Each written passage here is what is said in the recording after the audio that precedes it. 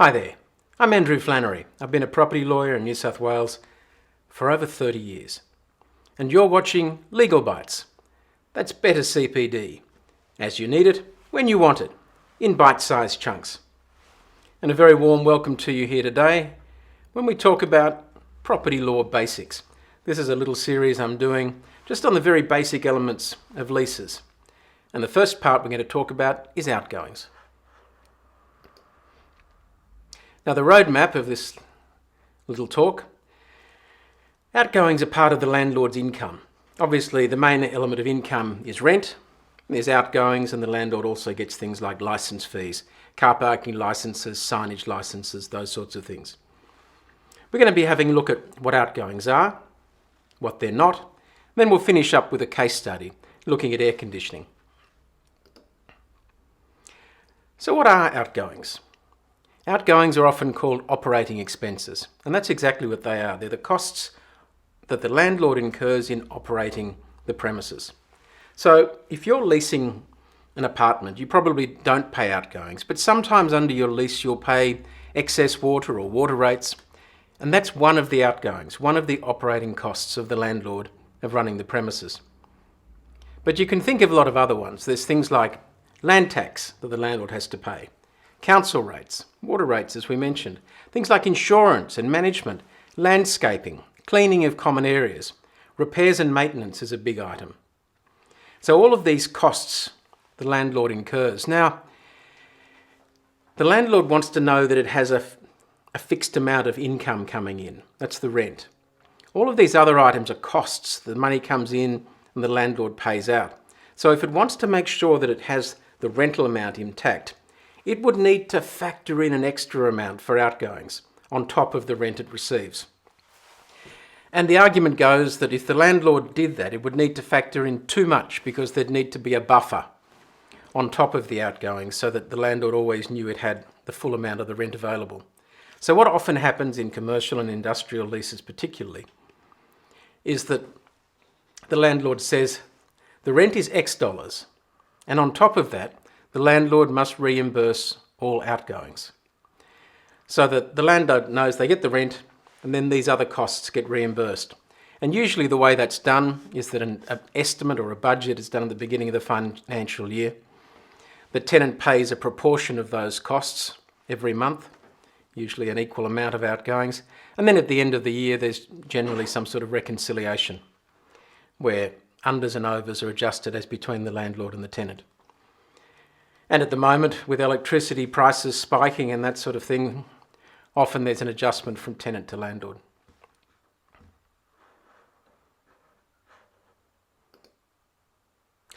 So the sorts of things that are included, as I mentioned, are things like statutory costs, particularly rates and taxes and charges, land tax, council rates, insurance, the landlord's costs of insuring the building, and you sometimes get into grey areas about does that include insurance for loss of rent, those sorts of things.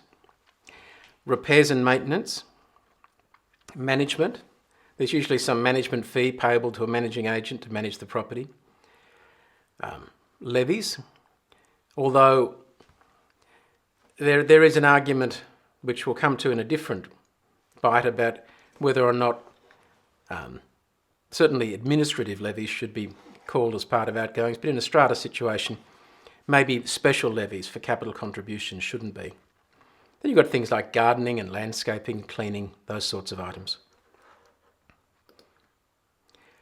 But what's not included in our outgoings? Clearly what's not included is the landlord's own personal expenses.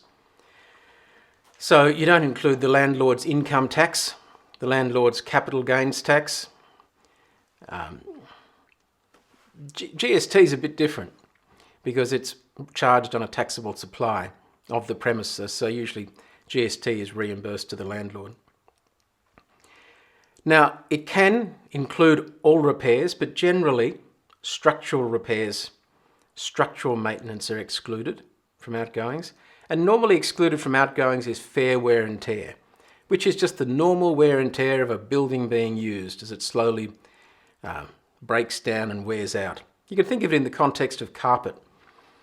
Carpet in high traffic areas just wears out. That's the nature of carpet. And usually a tenant won't have to repair fair wear and tear.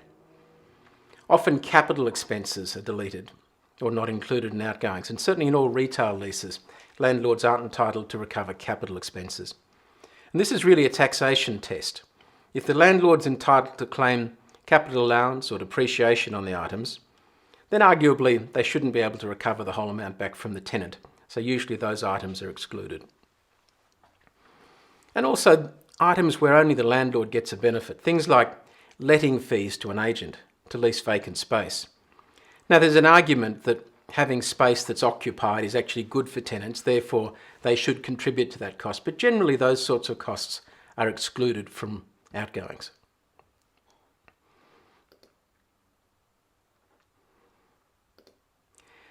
So I thought we'd do a case study. Air conditioning's a good one because is it an outgoing or is it not an outgoing? You can imagine that if an air conditioning unit comes to the end of its life, the air conditioning cooling tower's worn out, that the system needs to be replaced, it's no longer safe, and the health and safety officer says you need to replace your entire air conditioning following a Legionnaire's outbreak, that sort of thing, then clearly that's a capital expense and probably a structural element of the building that needs to be replaced. In that situation, it would not be an outgoing and the landlord would just have to pay that cost. But repair and maintenance costs, the usual monthly repair and maintenance cost of the air conditioning contractor, that is an outgoing and that is recoverable. But when you think about it, under a repair and maintenance contract, over a period of about 5 years, just about every element of that air conditioner gets replaced.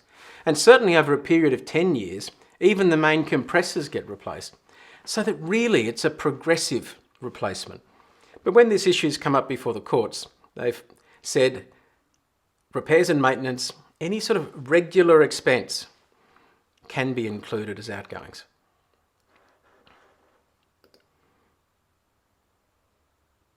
So, thank you for that. We'll come back with another legal bite in a few days. The next thing we're going to look at is what it means by a net lease, a semi-gross lease, and a gross lease. Look forward to seeing you again on LegalBites.